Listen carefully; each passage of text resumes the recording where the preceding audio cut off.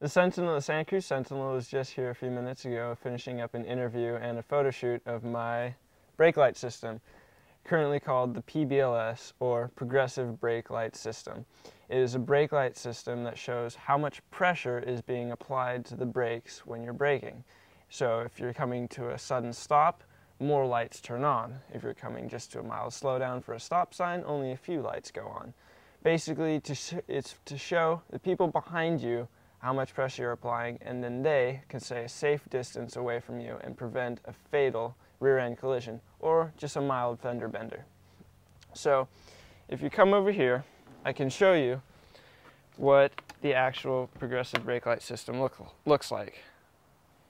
This is the progressive brake light system actual device, not including the display. This is the brains of the operation. This is what tells when lights to turn on from the magnetic sensor behind the brakes. So not going to go into too much detail, but basically this large wire right here goes to the LEDs. There's a smaller wire that attaches to the brake light in the back, so that when the actual brake lights turn on, the first stage of the LEDs turn on.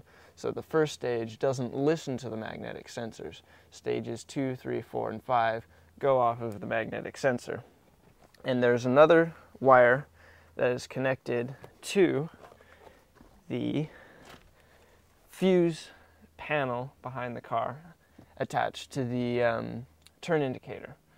So that's where we're getting the power for the device. And here's a fuse that is just to make sure we don't get any wires mixed up, have a short, and have the whole thing destroyed, which is good. And if you come way back here, you can see there's a little tiny sensor, and behind it, or in front of it, the magnet. And so as this gets closer to the magnetic sensor, it tells this to make more LEDs light up. And I can actually give you a demonstration of that right now. Here is the display in the back of the car.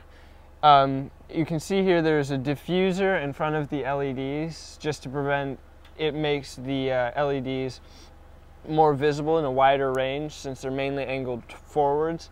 This can have makes a wider viewing angle, and also makes it a little less bright, because without the diffuser it's very bright. And you can see here this is the first stage, so if you're just mildly touching the brake, and if you apply a little bit more pressure to the brake pedal, you can see that there are going to be more stages coming on.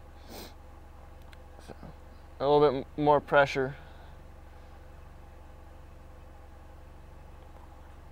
See, there's the second stage, and it's just a first line, it's just 2 lines. But if we apply even more pressure, there's going to be the third one. And now there's a second line added.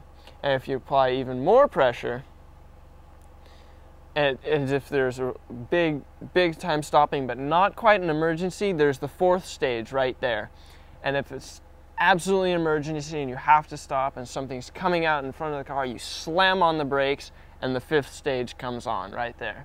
And so this way, the person behind you sees that all of the LEDs are on.